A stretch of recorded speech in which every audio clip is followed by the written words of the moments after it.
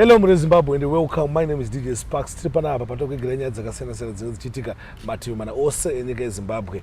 Muzora nasi nambovu zita Prophet Madungwe timunzwe sekutanga kwegore kuti zvakamira sei gore rino tinenge tichifamba sei zvinenge zvichifamba sei ndo zvada kuti tinzwe panapa. Saka Zimbabwe sandawanza kutaura kuti Prophet muchirongwa. Prophet DJ Sparks. Long time. Aiwa, long time.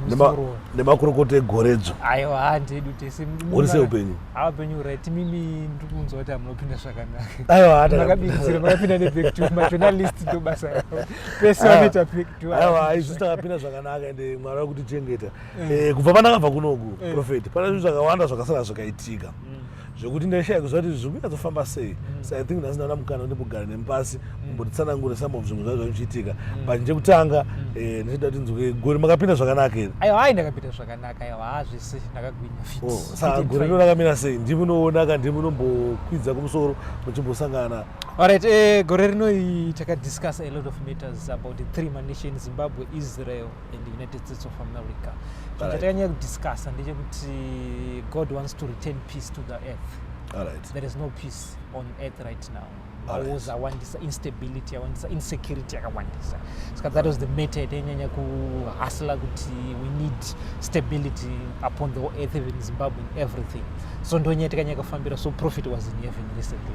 Alright. Panyuye baba was in heaven. Fambira nyaya dzacho. Tanyanya kufambira nyaya dzacho. Nanhasi tichiri kudzifambira. Alright. Konyayo yezvirwere pana new virus kunzi ida kuuyayo makambo. Yeah, ndonyaya dzataifambira kuti we need kuti earth ichiva stable. Saka takadzifambira tichiri mumatalks hatisatapedza but so far tine zvatakavimbiswa kunzi the anger of God has subsided kana kuti yadzikira. Saka we are winning. We are on the track kuti tichipiwa earth back the peace yedu. Saka ndonyaya dzatikufambira zvakasimba this year. But January baba I'm entering heaven almost every day. Almost ngodai 2 minutes ndambotiza ndambosvika in heaven tomboita meetings. The virus tiri kuzviziva the issue of the virus. That's why tiri kumanyidzana nyaya kuti at least peace ikachidzoka zvinhu zvotanga kuva stable because hatisatapedza the process yatakatenga 2019 covid iko zvino makuti futi virus mawars ana Ukraine ana Israel because God has rejected the world because of our sin rate. It's very high. Saka takuda kuti pachipiwa inonzi grace nyasha because otherwise sin rate yedu haina kudzika. It's still very high but the earth cannot endure this process yatinayo iko zvino. Even Zimbabwe cannot. That's why even this year it was like now a double drought. Alright. Mvura yakanoka kutouya December vanhu vakatanga kudzvara dzimwe nzvimbo. I visited nachimani vari kutotanga kutodzvara izvozvo December. Vakatanga kudzvara. Saka should be double drought but ndonyaya dzatikufambira kuti aiwa zvemwari the earth cannot endure, even the whole world cannot endure. Ndakaona kuti makavhura chechi, ndakaona mavideos muchinamata muchita sese zviri kufamba kuri sei kuchechi. Aiwa kuchechi zviri kufamba. Totodai mimi mutendeko DJ Sparks naangosei nasiko ndimana ndoda kutendekudza nasiko angosei we are pushing. Saka wana zvino kwandibvunza DJ Sparks toda kuzombouyawo kuchechi kwa Prophet tinofamba sei chechi inoitirwa kupi? Alright, currently February ndopatiri kuannounce the new venue. Toda kuchinja the venue yedu. February yataishandisa I think tine January tingoitawa online shit. Then February gathering inenge yapo futi ne-online zvese tikusanganisha online kutira kuti ariwo ku-UK anotwana asati avhura UK. But this one yangu yandinoleader inini yatiri kuvhura but yemaseo group ayo yagara iriko but handisi ndinoileader but yangu inini yandiri kuita yemuhetfield. Saka home batozovhura kwese na UK uku munatovhura mabayo. UK ndatovhura ndati kuti mufundisi mimi ndichipaka mchida. Ndoende ikoko. Mwetera mufundisi ikoko. Naona angosenda achiparidza katokuisa inini. Angosenda. Right. Saka before maimbo gather papi because ndakona muri muchechi muchiri wa prayer mutasem. Maimbo gather papi. Munoziva isusu hatina church stand. Rindori dambudziko hatina church stand. Saka mungoziva nyaya dzokutama-tama idzodzidzi. Ini chitanga inini I started in Sunningdale. Takapusha zvakanyanyisa muSunningdale zvakanyanyisa. Tikatozombo relocate tikaenda mutown. Tikarelocate futi kuzoti amuhetfield. Saka munoziva nyaya dzokusaka techingochinja chinja. Like sepapapa we now hatisati finalize nyaya dzacho but anything this month of January titakuudza kuti venue yedu futi yaipi nyaya dzekuroja edzo munoziva nechingochinja dai umbotamiswa saka haatanzwa nekutama but kana tazwa nechurch standard hatisuzotama but for the current asi makambotaurawo navachivhayo kuti maybe about nyaya dzechurch stand vachivhayo takataura ndikati tinodo stand tido mota yakakwirira kudarika futi akwa nditika fortune aiwa tiri kuida nestand tiri kuzvida kubasa ramwari takamboapila but asati apindura but we are still pushing kuti tipindure that's why tichienda heaven ikatimbopusha kuti God influence the people on earth so that stand ivepo twane pekunamatira ezvo makuda iri fortune yakatikwirira aiwa ndikuda fortune because yakanzi ndebasa ramwari ndakudawo yangu in personal yekuti ndichitawo madhira angu kaminamatira munhu isinei nezvechechi yangu fortune yakandenge kufambawo namadhamu ndakaona madhamu paposta tasingazive mai Madungwe katakabva tavaona makavaona isimbi yebasa isimbi yebasa kai vaprofita varora vakashata haiwa hatochimbofamba naprofetes varikuzwa ndizvozvo because ndakaona kuti maprofita mazhinji anovakadzi vakanaka aiwa that is a sign yekuti a true prophet because a prophet Abraham akatirwa mukadzi wakanga akanaka mukadzi womuprofita magarisi makari Pomby umukadzi womuprofita vananga akanaka name of our tradition when you do just sparks aiwa kuti ndoti inini kana munhu wesnongokuratidza mamuona kuti ndofanira ndiri prophet ndiri mukadzi akanaka aiwa takaona prophet sa prophetess ndambobvunza panyaya yeuprofeti neuprofetess apa zvinoreva kuti mune masangano vanoprofita mese here kana kuti yango title yamazuva ano yekuti kana baba vari profeti mai wato prophetess pane zvinhu 2 ini zvakaitika pangeri chekutanga munhu anozvarwa ari a prophetess handitika then the venture kuti even waroorwa futi nemunhu wamwari chiri wanga usiri handitika wangu inini yes she was prophetess then venture yekuti futi waroorwa nemunhu wamwari handitika wakutonzi prophetess haukwanisi kuzonzi prophet because it's a man prophet it's a man unoona kunzi ako pastor mukadzi zvakangofanana pastor futi basa ramwari prophetess kana toshaka title aiwa ungonzi handimai waprofeti zvafane nemunhu akaroorwa napresident obvious ati wafirst lady aiwa zvamwari zvofamba zvidaro even zvinhu zvamwari handitika but in the old testament vaisanyanya kuuya handitika muchechi because kwakusina chechi vanhu vaingoenda nezvekumpirisita ropa rongonzi but new testament pakazonzi some apostles some prophets handitika ndasamtisina mumwe anonzi pastor my pastor because anenge aroorwa naye pastor ni pastor but ndiri prophet handitika saka nyoka haikwanisi kuzvara mbudzi I'm a prophet andikwanisi kuzvara pastor ndinototi antoenda kuofisi yaprophetess by the law of marriage tava nyama imwe chete saka automatically achiroorwa nini atova prophetess because haazonzi prophet because mukadzi saka anozonzi prophetess anenge akuendeswa by the law by the law of marriage automatically chero asina calling ningangotora munhu mustreet as long atova my wife bond yekuti muri nyama imwe chete you cannot split husband and wife kana kuti atova prophet atova office I think ndapabate baba then pane imwe nyaya ndakanzwa ndazwa muchitara kuti mamuri paholiday makamboenda kumusha mamuri kuti manoona kuti vagadzakana sese which means makatoenda muchitodriva ti akwaya yenyu handika ndamunzwa last time pane nyaya dzainetsa dzelicense ndikazomunzwa kuti profeti wasungwa profeti wakuita community service chinei chimboitika alright chazvinoita nezvekuti inini handisidi kudesign a life yangu my life is designed by God mwari anongoti stage tapa stage yakati tapa stage yekuti ivo zvino tapa court tapa stage tai community service tapa stage yekuti zvakati saka handirambi zvangotaurwa naboss I have to go sezvakanzi Daniel wakutopinda mushumba nditika yese zvimwe zvacho hatizvidi but when the heaven authorize nditika and zvimwe zvandika ndatoziva kuti iko zvinotapa ma1 akati nditi takapa stage yakati Daniel uri kupinda mushumba nditika Daniel prayed kuti asoda kupinda mushumba but ndobvaiswa mushumba ndovazochiburiswa mushumba nditika God allowed kuti zviitike zvanetsa profeti wasunga ana kusunga hangu ana kusunga chii chakanyatsoitika alright sezvakangoitika ndezvongoti ndine emergency wangu tiri pamba license inini nyaya dzemalicense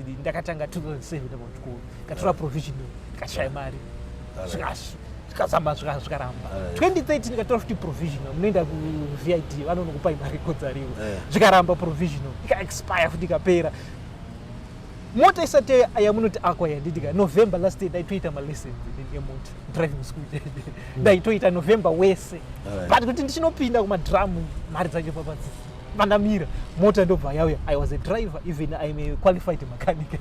Kuziva mota kuti 4-stroke engine nditokuba head diesel ine ma injectors akaita sei pambu nezviya nditika common rail zvese nditika ndikatombosunga even matruck even Benz ndikaigadzira bhandi rebenzi rere kuti riswa seri ndoriziva nditika I'm a qualified mechanic but chitambi ndakachishaya zvikaramba nditika then apo akwa yangu ndine emergency ya family then inobva ndakwesha mota pagedhi ndanisiri murode pagedhi penyu pagedhi pangu ndanisiri murodi rodi yaipfuura indiri pagedhi pangu chipaka akwa yangu tiri paemergency tichienda ndanisiri murodi then yanga iri company car yaida police report ndasati ndapedza the license kungopinda muVID chete but malessons ndatopedza ese ndangosara kuti maVID mari dzadzisipo ndobva yaendeswa kukoti kakoti ndobva yadecide ndobva yangotokommunity service community service inoita zvinowanika saka makatoita ndakatopera ndakaita ndikapedza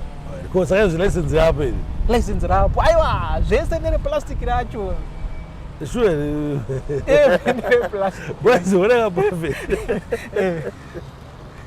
muchikuramba remember interview ndakamboita nemi ndakakubvunza iti Prophet ndisaka video kana nabhiza Madungwe ndo warovera waita senzeka ka video ka clips wakana makabokaona amunde katrowa naye Madungwe warovera ndakakubvunza Prophet ati Prophet mune license marispax zvese zvaright zvese zvapo then I was shocked zvichizoti no mukuru vari mukoti wecommunity service because pana ana zino we have Zino driving school from Chitungwisa.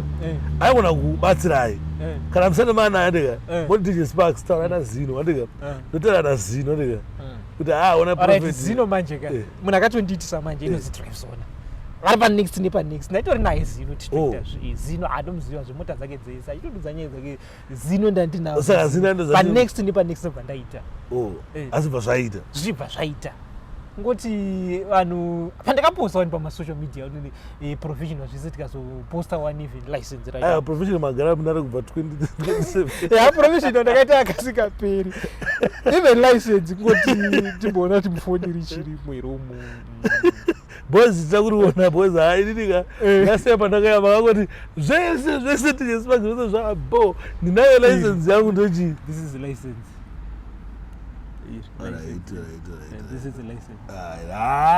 Then impaya alright yamuri kubvunza iyoyo alright tatiri pane imwe nzvimbo isina kumira zvakanaka so I was being zvaizvokunzi papa nerimwe domba rapo saka akwa yakadzikira saka ndo munhu aindoti masvika iri apa noti kwanzi taitsisana kudza kuti wasvika iri bhozi taida kuti isaroira bhozi yakadzikira saka pane dombo ripo isangoona kavideo kachitendera pasocial media yakati hoyo aiwa haka then vanobva vazoikata zvatatsoti aiwa hapa tangotipi pamaraini zvedu zvokulakisa muri pamaraini ndingotesta mota yenyu wani yauye ndichingodini ndosvai Prophet zati mune Zimbabwe kam inini ndiri big fan Prophet handikwanisi ndipedze nguva yakati bendisabvosvika ndione Prophet aiwa hamune muchigona pandinoona Prophet ndinonzwa mwoyo wangu kufara saka nhasi achimbodiscassa alright saka ndikuona mukuita mavideo maita nyaya exercise utano hwakakosha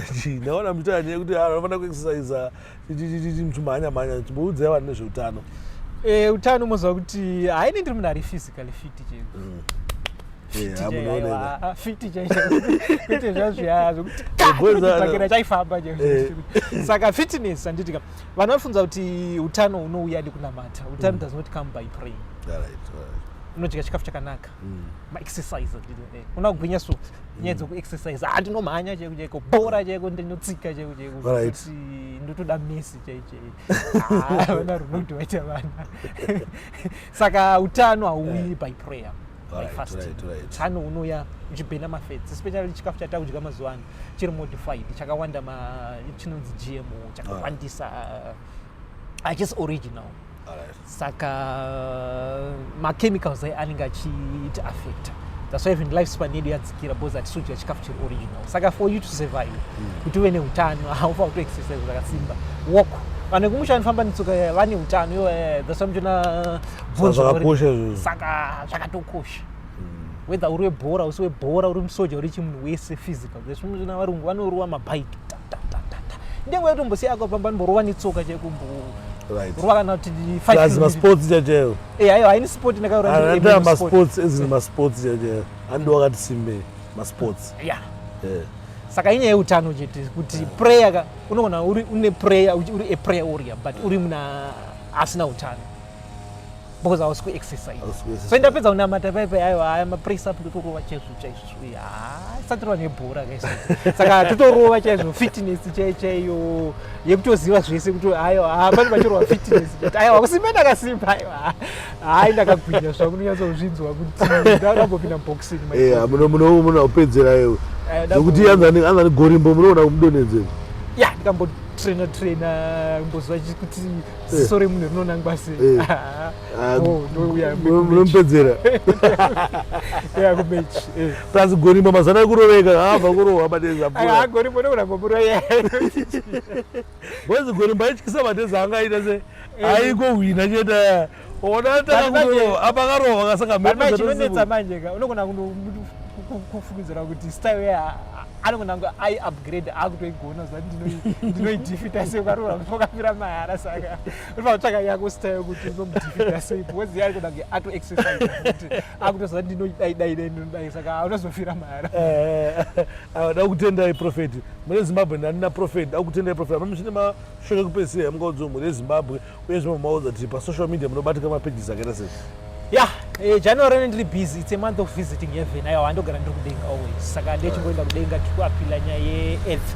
Kuti world iwane peace kunyanya nyika yeZimbabwe yanditika mvura inyatsonaya guru inokusava nenzara. Saka aiwa ndiri busy. I'm the busiest man this month. Kusvika January apera. Heaven, it's heaven after heaven. Saka ndichinda kuheaven. Ndo basa rangu randinonyanya kuita mwedzi uno. Meeting with God. Aiwa ndinda serious manje katatara back from heaven.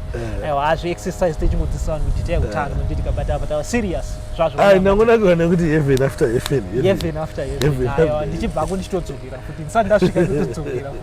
Saka ndozvatetiita. Saka then kana uchida ma-preachings tinoisa ipapo kana iri Sunday tinoisa ipapo nemamwe ma-updates edu. Ma-platforms vanhu vedu ngavazive ndiye haichinji ma-platforms edu. Facebook tongoshandisa Madungwe TV aya Prophet Madungwe Church page ndorega noshandisa Madungwe Prophet Madungwe Church then mamwe ese TikTok, Instagram, YouTube neTwitter anongoshandisa Madungwe TV. Church line yedu haichinjiyo kubva kudhara +263 776 231156 ndo ma-platforms edu chaiyo. Then pane recent yakabuda ichinzi pabuda picture rakanzi Prophet wabuditsa heaven haikeptwi nezvinhu zvenyama, kamera haishandi. Prophet kana vachinda I disappear and appear on earth. Kana kuti ndinosplita spirit meni yoinda the physical meni yoinda anditika saka that is not our picture. Katendera kanaka inzvimbo ere white aiwa picture rakatorwa naMadungwe. That is not our picture. Hatishandisi zvinhu zvepanyama kana chita zvinhu zvemweya anditika tinoenda kudenga the spirit meni ndo inoenda the physical yosara anditika saka ndo zvandinoenda ndichinda saka zvezve vanhu vanechitira kutandisha munhu wamwari kunzi hakuna heaven haukwanisi kucapture unoshandisa ziso remweya this there is another eye in this eye saka ndo ziso ratoshandisa saka yai haisi picture yedu dzasvemaona yakanzi leaked because takavharisa maaccounts esefake saka vanhu vakungonyora vakubuditsa vobuditsa vari pamapages avo haichabudi iri understar redu yakubuditsa iri under rimwe zita but yakanzi leaked. So that is zvinzeso kuti zvakaiyo kana zvakalika hatina chinhu chatolikisa isusu hatina chinhu chatolikisa mukaona chinhu chakutonzi chapiwa inini chava authorized kana chisiri authorized hachigari chatombotenderwa kuti chizikamwe neanyone hazviti any information yatisingatoti kuti izikamwe isu hatishandisi leaked izvi because madocuments edu achengeterwa padenga pano panyika in any information yedu that's why in heaven kwatoitira mameeting even patoitira in meetings you cannot hauzivi kuti zvaitwa which location located anditika location inongonzi unspecified location saka hapana chinonzi leaked kwatiri isusu anditika heaven army kana usiri musystem macho hautopindi hatisi vana America unonzi yazobreakwa neChina hackers aiwa hakuna zvakadaro saka manyepo ese aya. Aiwa toda kutendai Prophet netime yenyu nezvakawanda zvamamuchitaura nezvamadzidzisa muri yezimbabwe because muri yezimbabwe nokudai zvisingaiti kuti vadzidze pamwe muchivaudza muchivaonesa muchivatsiura muchivaonesa kuti upenyu hunofamba sei kudenga zvakamira sei earth ichange ichifamba sei pamwe muchirwa heaven after heaven. Then last thing inini sini retiri very high ndima journalist pamwe muchitaura nonhu venyu sei zvivi. Alright. Vanofana kusiya zvivi. Vanofana kusiya zvivi kupomba. Kudhakwa. Kudhakwa chiviri. Kudhakwa zvidiwa. Kudhakwa. But God judges zvaunozoita wadhakwa. Chaunozoita wadhakwa. Wakecha ande wadhakwa okecha. God judges now. Alright. Aiwa. Saka muri Zimbabwe musatadze. Hazvina kunaka. Ngatitye Mwari. Andika tribe all means kuti tite zvinodiwa nemusiki. Saka muri Zimbabwe da kutendeni kuramba muchingoona mavideos edu kuramba muchingosubscribe nekufollowa namai muchingoti followa namai muchingoona mavideos edu chamba chingokupai zvakasiyana siyana zvine zvichiitika mapodcast wobho mapodcast atoda kuita se ngatiuye nawo this year ndo urongwa atinawo more podcast more content. Saka Mwari akuitire zvakanaka. Thank you.